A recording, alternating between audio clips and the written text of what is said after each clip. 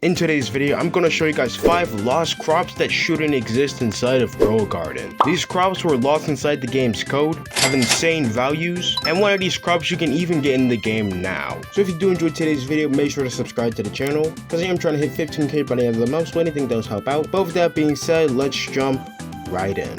So the first crop we're going to be taking a look at is called the Dragon Sapling. This is a legendary crop. Its price floor value is 62,272 shekels, and its average sell value is 69,000. The crop was originally intended to be obtained inside of the Zen update, however it was replaced by the Zen Flare. And at some point you were able to find this inside of the garden guide. And that right there looks like this. Before the Dragon Sapling itself, here is the crop, which looks pretty identical to the Zen Flare which replaced it. Also kind of looks like the Ember Lily a little bit. And for the seed, here is what that looks like. The base part of the seed is like a beige color, and for the top of the seed we got this like little tree thing, which is a nice little touch. Personally though, I would like to see the Dragon Sapling come back, and I'll be giving my opinion on the other 4 crops we're going to take a look at later on. I'll give you guys my thoughts on if I think those crops should come to the game, or if they should just stay lost. So let's go ahead and move on with our second crop. So the second lost crop we're going to be taking a look at is called the Crimson Vine. Now unlike the Dragon Sapling, the Crimson Vine is divine.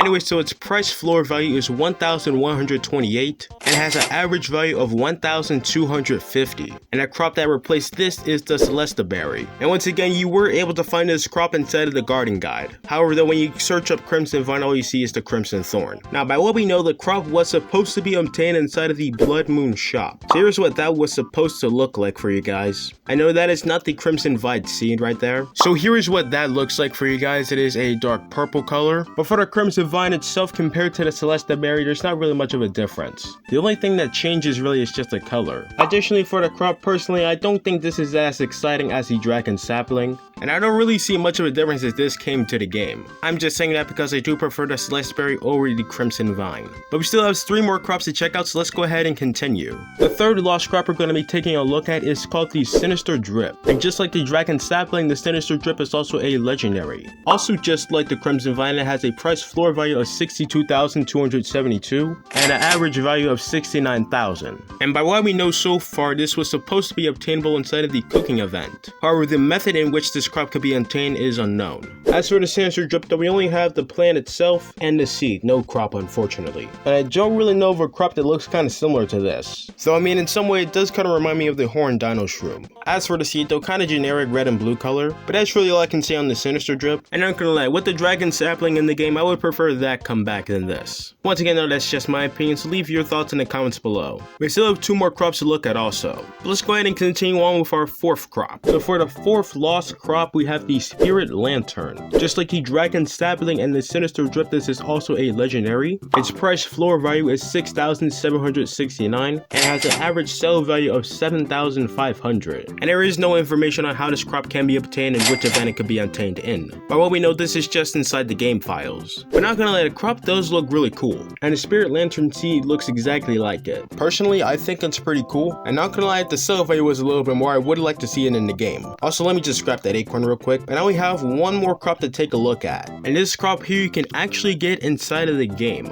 And if you do not know what I'm talking about the Mega Mushroom. Not to be confused with these normal mushrooms here, because just by looking at it, the studs are really small. See, I needless to say, this is a huge crop. But just like the Crimson Vine, this is also a divine crop. However, its price floor value is only 451, meaning its average value is only 500. Despite actually being in the game though, it doesn't appear inside of the garden guide. But the only way you can obtain this crop though is through admin handouts. Basically what I'm saying is, an admin has to give you this crop. This crop is usually given out to big content creators, myself not included unfortunately. Hopefully we can make that happen, But for the seed, it's not really that special. It just looks like your average Grow Garden seed, pretty basic. But the Mega Mushroom only comes in 1 color, which is red. It also cannot be stolen. I also forgot to mention this, but the Crimson Vine also can't be stolen. And additionally, it cannot be affected by mutations. The Mega Mushroom is just a Mega Mushroom, and it can't gain any mutations. And I'm pretty sure spraying it wouldn't work either. So it's really only worth 500, which is kind of disappointing. But also I can kind of see why. So yeah, other than that, that's all I got for you guys today. Let me know in the comments below which crop you guys would like to see return the most. And if you enjoyed, make sure to subscribe, and I will see you guys next time. Peace.